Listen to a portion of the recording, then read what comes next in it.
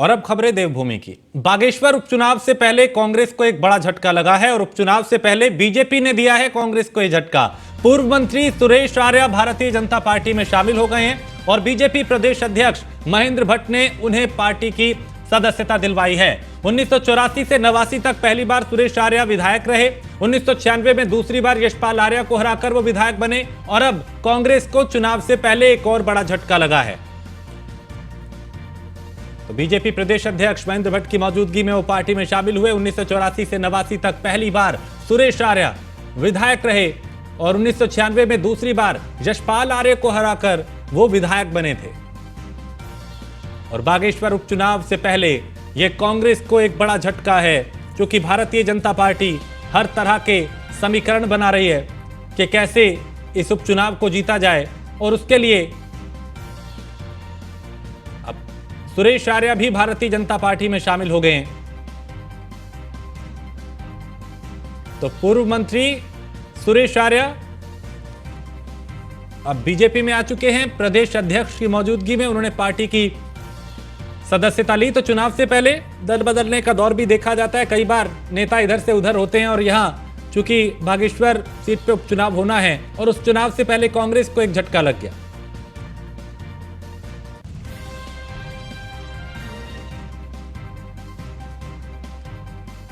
तो पूर्व मंत्री सुरेश आर्या बीजेपी में शामिल हो चुके हैं प्रदेश अध्यक्ष की मौजूदगी में। इससे पहले भी कांग्रेस के कई नेता बीजेपी में आ चुके हैं और एक तरफ लोकसभा चुनाव की तैयारियां हैं, दूसरी तरफ बागेश्वर चुनाव उपचुनाव, इसको लेकर भी भारतीय जनता पार्टी हर तरह के समीकरण साधने में जुटी हुई है।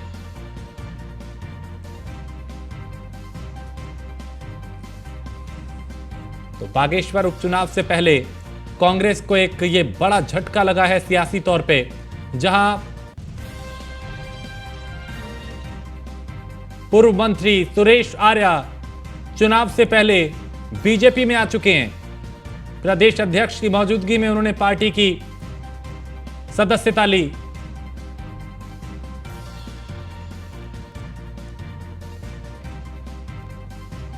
और सुदीप जैन हमारे ब्यूरो चीफ इस खबर पे ज्यादा जानकारी के साथ। सुदीप, चुनाव से पहले ही कांग्रेस को बड़ा झटका, पूर्व मंत्री सुरेश आर्या बीजेपी में शामिल हो गए। जो सुरेश आर्या देखिए कुमाऊं की राजनीति का बड़ा नाम है। अविभाजित उत्तराखंड में वो 2 बार के विधायक रहे और जब अंतरिम सरकार थी नित्यानंद स्वामी की, उस समय ये राज्य मंत्री रहे थे। हालांकि इन्होंने किन्हीं कारणों से पार्टी छोड़ दी थी। आज थोड़ी देर पहले प्रदेश अध्यक्ष महेंद्र भट्ट के आवास पर आए थे और इन्होंने आधिकारिक रूप से पार्टी ज्वाइन अभी नहीं की है, लेकिन सहमति भाजपा में जाने की दे दी है और कल से ये बागेश्वर के चुनाव प्रचार प्रसार में उतरेंगे। भारतीय जनता पार्टी बागेश्वर उपचुनाव को लेकर कोई कोर कसर नहीं छोड़ना चाहती है, क्योंकि पार्टी को पता है कि चंपावत उपचुनाव और बागेश्वर उपचुनाव में काफी भिन्नता है, काफी फर्क है, काफी अंतर है। इसीलिए विधायकों को, पूर्व विधायकों को और विशेष समुदाय से आने वाले विधायकों की अलग से ड्यूटी लगाई गई है। कैबिनेट मंत्री गणेश जोशी की ड्यूटी लगाई गई है, जो सैनिक परिवारों को साधेंगे। भगत दास से भी पार्टी अनुरोध कर रही, क्योंकि भगत सिंह कोश्यारी उत्तराखंड की राजनीति में बड़ा नाम है। महाराष्ट्र प्रदेश में कई महत्वपूर्ण पदों के साथ साथ वो महाराष्ट्र और गोवा के राज्यपाल रह चुके हैं और कुछ दिनों पूर्व वो राज्यपाल से वापस उत्तराखंड पद छोड़ने के बाद लौट चुके हैं और मुख्यमंत्री पुष्कर सिंह धामी के राजनीतिक गुरु भी माने जाते हैं और जो कि बागेश्वर के रहने वाले हैं और कपकोट उनकी विधानसभा है। लिहाजा पार्टी उनका भी अनुभवों का लाभ लेना चाहती है।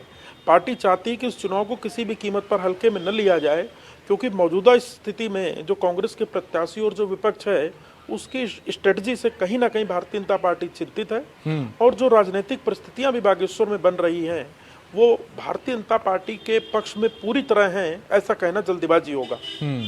ठीक है, आप मेरे साथ बने रहिए सुदीप, कुछ और खबरों पे आपसे जानकारी लेंगे। और अगली खबर, जहां बीजेपी के राष्ट्रीय अध्यक्ष जेपी नड्डा का 1 दिवसीय हरिद्वार दौरा है, जहां मेरी माटी मेरा देश अभियान के तहत कार्यक्रम में वो शामिल होंगे और ऋषिकुल आयुर्वेदिक कॉलेज में कार्यक्रम में हिस्सा लेंगे।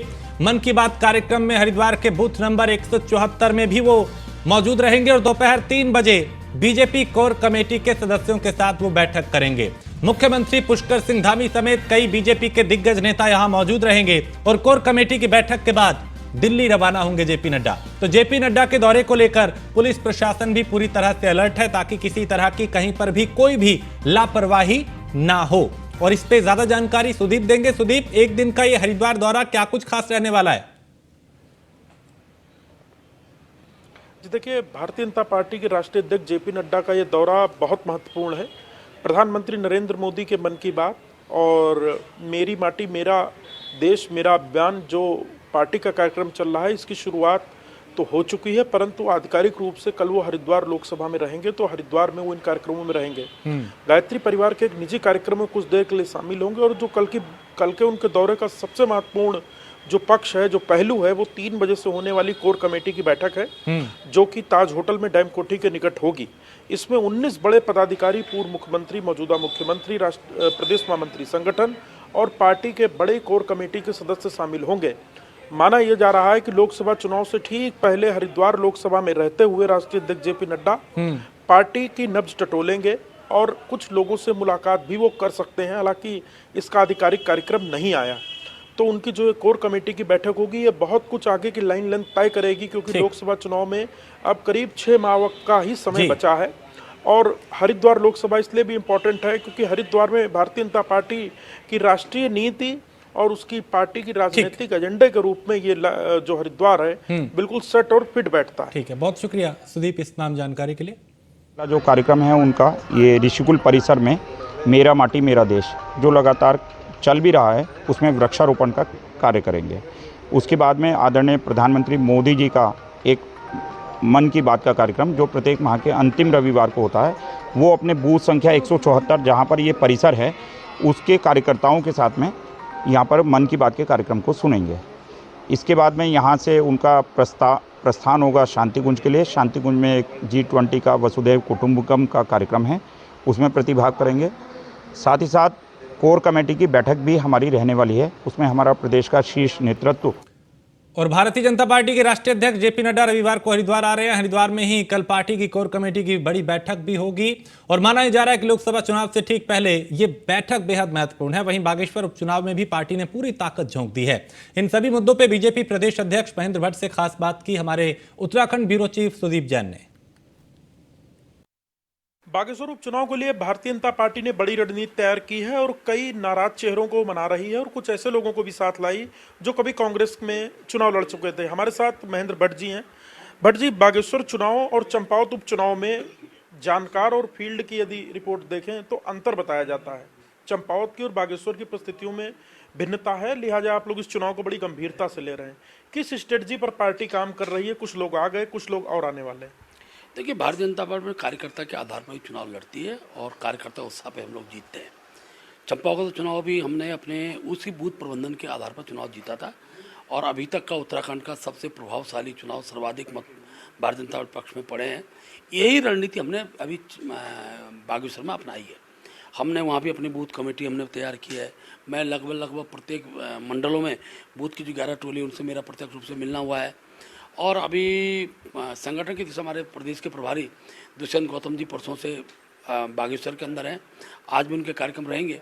हमने 40 अपने वरिष्ठ कार्यकर्ता जिनका प्रयोग हम लोग बागेश्वर चुनाव में करने वाले मुख्यमंत्री जी सहित ऐसे 40 स्टार प्रचारकों के कार्यक्रम हमने तय कर दिए हैं। दूसरे दलों के लोग हैं, दूसरे दलों के मैं शुरू से कहता आ रहा हूँ कि अब जन दबाव राजनीतिक कार्यकर्ता पर प्रेशर मेंटेन करता है।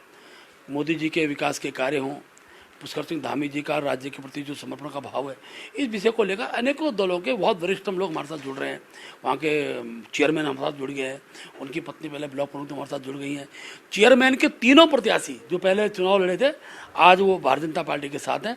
बड़ी संख्या में कांग्रेस के प्रत्याशी भी, और मुझे कल ही जानकारी मिली है कि एक और दल के जो पिछले प्रत्याशी थे वो भी भारतीय जनता पार्टी में आ गए हैं। धीरे धीरे क्रम बढ़ेगा और मैं कह सकता हूं कि हम लोग बागेश्वर चुनाव पिछली बार से अधिक मतों से जीतेंगे। पहले भी सब दलों की जमानत जब्त हुई थी, इस बार भी जमानत जब्त होगी। क्या भगतदा का आशीर्वाद मिलने जा रहा है? भगतदा हमारे प्रेरणा स्रोत है। भगतदा का जिला बागेश्वर है और मुझे बताते खुशी है, जानकारी मिली कि भगतदा बागेश्वर गए हैं। उनसे आग्रह कर सकते हैं कि जो उनके परिचित हैं, उनके शुभचिंतक हैं, उनसे बातचीत करेंगे और मोदी जी के हाथ को मजबूत करेंगे। एक बेरोजगार संघ के अध्यक्ष भी अरेस्ट किए गए। ये एक पुलिस का प्रेशर था, अनावश्यक माहौल खराब करने का दावा है, परंतु ऐसा हुआ नहीं। से आप कैसे देखते हैं? देखिए, कांग्रेस जब हार की ओर बढ़ती है तो उसके बाद इसके अलावा बोलने के लिए बचता नहीं है। धन बल है, वहाँ की जनता जानती है कि भारतीय जनता पार्टी कार्यकर्ता किस रूप में काम कर रहा है।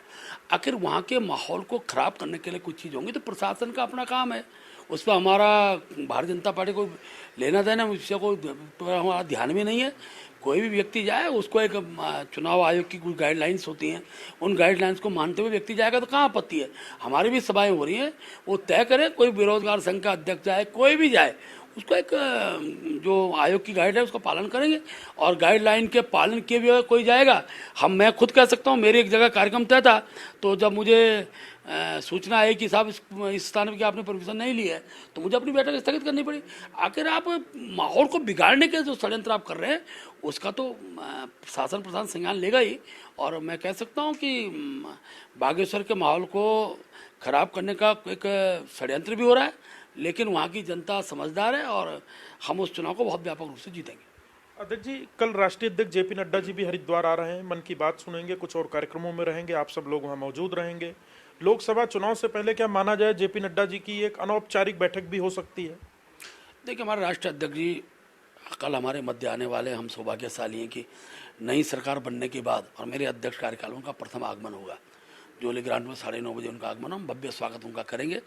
वहाँ से फिर कार्यक्रम वो अपना ऋषिकुल के अंदर एक स्मृति वाटिका का पौधारोपण करने के बाद फिर मन की बात का कार्यक्रम में वो सम्मिलित होंगे। उसके बाद शांति कुंज में उनका व्यक्तिगत कार्यक्रम है, गायत्री परिवार के द्वारा वो उस कार्यक्रम में सम्मिलित होने के बाद कल महत्वपूर्ण बात यह है कि हरिद्वार में ही हमारी कोर कमेटी की बैठक होने वाली है, जिसमें 19 हमारे कोर कमेटी सदस्य हैं, जो पूर्व मुख्यमंत्री हैं, हमारे 2 प्रदेश सरकार के मंत्री, माननीय मुख्यमंत्री जी हैं, हमारे महामंत्री संगठन, हम सबका रहना होगा।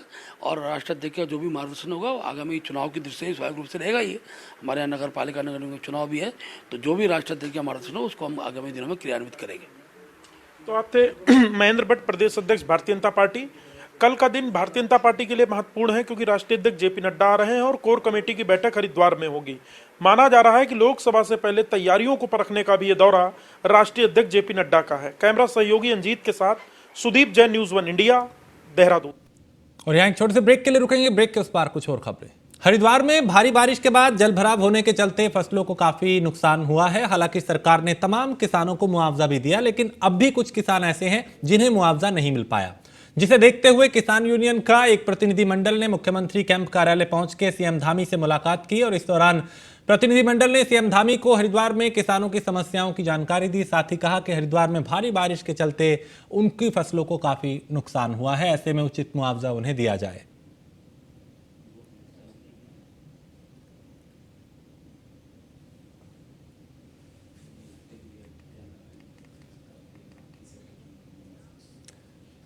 और देहरादून से खबर, जहां विधायक रेणु बिष्ट को बीजेपी प्रदेश अध्यक्ष ने तलब किया है। सोशल मीडिया में पोस्ट के मामले में तलब किया गया है, जहां प्रदेश अध्यक्ष महेंद्र भट्ट से मिलकर रेणु बिष्ट ने सफाई दी है। और रेणु बिष्ट ने यमकेश्वर में विकास नहीं होने की बात कही थी। अपनी ही सरकार को बीजेपी विधायक ने घेरा था और पिछले कई साल से यमकेश्वर से बीजेपी की विधायक है रेणु,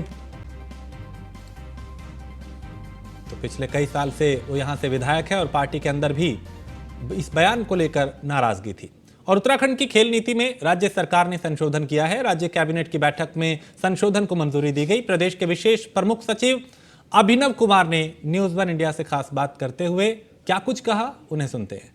राज्य की खेल प्रतिभाओं को बढ़ावा देने के लिए राज्य सरकार ने बीते दिनों कई फैसले लिए थे। अब एक और बड़ा फैसला हुआ है कि जो अच्छा खेल कराएंगे, अंतर्राष्ट्रीय स्तर पर पदक जीत कराएंगे, उनको नौकरी मिल सकेगी और डिप्टी एसपी तक का आउट ऑफ टर्न प्रमोशन मिलेगा।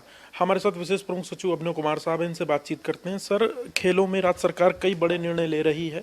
राज्य की प्रतिभाएं माइग्रेट कर जाती थी सुविधाएं ना होने के कारण, सम्मान ना होने के कारण। आपने इन तकनीकी दिक्कतों को समझा और कई फैसले सरकार लेकर आई है, तो सर क्या क्या हैं ये फैसले और इससे कितना लाभ होगा? देखिए, 2021 में अक्टूबर 2021 में राज्य सरकार ने हमारी खेल नीति पास की थी और इस खेल नीति के अंतर्गत कई सारे ऐसे बिंदु थे जिन पर काम करके हमको उत्तराखंड को खेलों में एक अग्रणी प्रदेश बनाना था। हमारा प्रदेश आप जानते ही हैं युवा प्रधान प्रदेश है और खेलों के प्रति उत्तराखंड में पुराने समय से बहुत रुचि रही है और बड़े यहाँ पे प्रतिभाशाली खिलाड़ी भी रहे हैं।